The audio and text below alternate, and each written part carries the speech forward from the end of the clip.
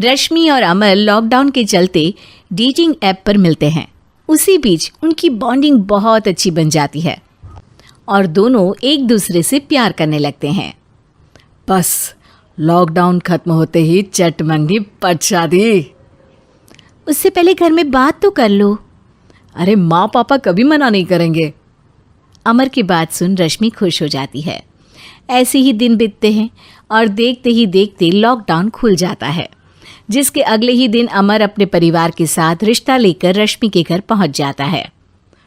अभी लॉकडाउन खुला ही है और कोरोना तो ख़त्म भी नहीं हुआ, इसलिए ज़्यादा कुछ ना करके अगले कुछ दिनों में छोटे फंक्शन के साथ शादी कर लेते हैं।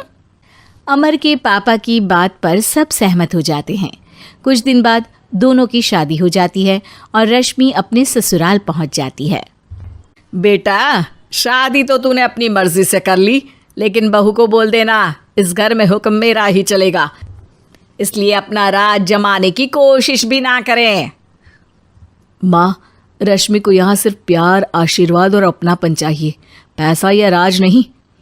बेटी की बात पर सास मुंह बनाए वहाँ से चली जाती है और अब वो हर रोज़ रश्मि को परेशान करना और ताने देना शुरू कर देती है। देखो, ये है आजकल की लड़की, इंटरनेट पर लड़कों से बातें करते हुए इन्हें शर्म भी नहीं आती, और यहाँ तो देखो कितनी सीधी सुशील बनकर दिखा रही है। मम्मी, शादी के रिश्ते वाले इंटरनेट ऐप से जब किसी को कोई दिक्कत नहीं है, फिर डेटिंग ऐप के जरिए मिलना किस तरह गलत हो सकता है? रश्मि के डेटिंग ऐप वाली बात सुन उसकी हैरान सास तुरंत तुनक कर पूरे घर को सिर पर उठा लेती है, जिसकी आवाज़ सुन अमर और उसके पापा भी वहाँ आ जाते हैं। हाय मेरी माता, इतना बड़ा झूठ! डेटिंग ऐप को इंटरनेट के जरिए मिली है बोलकर इस कलमुही को मेरे सर ला बिठा दिया। अरे नास पिटी, तुझे जरा भी शर्म नहीं आई? वहाँ न जाने कितने लड़कों से गुलु गुलु करके तुझे मेरा ही लड़का मिला था फंसाने के लिए। माँ, मुझे तो समझ नहीं आ रहा क्या बोले जा रही हो। डेटिंग ऐप इस्तेमाल करना कोई अपराध नहीं है, और तुम रश्मि को ऐसा कैसे बोल सकती हो? मैं भी तो था उस ऐप पर। पहले उसके लिए माँ से झूठ बोला और अब लड़ाई कर रहा है। सास और अमर की बात सुनकर रश्मि हैरान खड़ी रहती है। अमर, तुमने घर में झूठ क्यों बोला? ये सब देख रही हो ना, इसी की वजह से झूठ बोलना पड़ा। एक तरफ अमर और रश्मि की ये बात चल रही होती है, वहीं दूसरी तरफ सास का नॉन स्टॉप क्लेश सबको परेशान कर देता है। सब एकदम चुप, जो हुआ सो हुआ, अब मुझे कुछ ना सुनाई दे। पति की बात सुन सास चुप होकर वहाँ से चली जाती है, लेकिन अब वो रश्मि के सिर दुनिया भर के सारे काम डालकर उसका जीना पहले से भी ज़्यादा मुश्किल कर देती है। मम्मी, मैं आपका गुस्सा समझ सकती हूँ, आपको जो करना है कर लीजिए, मैं कभी कुछ नहीं बोलूँगी। उम्मीद है किसी दिन तो आपका गुस्सा शांत होगा और नफ़रत प्यार में बदलेगी। रश्मि की अच्छाई को उसका नाटक समझकर सास गुस्से के 7वें आसमान पर चढ़ जाती है और उसी शाम रश्मि को नीचा दिखाने के लिए अपनी सहेलियों को घर बुलाकर उसकी बुराइयां करने लगती है। अरे कौशल्या, क्या बताऊं, आजकल के बच्चे ना बहुत एडवांस हो गए हैं।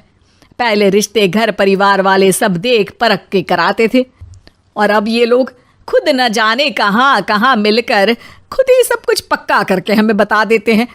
लड़की का कैसा दिन धर्म, कैसा ईमान, कैसा चरित्र कुछ नहीं पता, बस प्यार किया और घर लाकर बिठा देते हैं।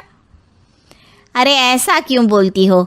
आजकल बच्चे अपने आप में बहुत समझदार हो गए हैं, और फिर पूरी ज़िंदगी तो उन दोनों को ही साथ निभानी है। अपनी पसंद से शादी कर भी ले तो क्या दिक्कत? तू ही देख ले, पहले इतना अच्छा बेटा और अब सोने पर सुहागे जैसी सर्वगुण संपन्न बहू। और पता है, अभी कुछ दिन पहले मेरी बेटी ने मुझे डेटिंग ऐप के बारे में बताया, जहाँ लड़का लड़की अपनी पसंद से अपने आप एक दूसरे को चुन लेते हैं, और फिर अगर सब सही रहता है तो बात आगे भी बढ़ जाती है।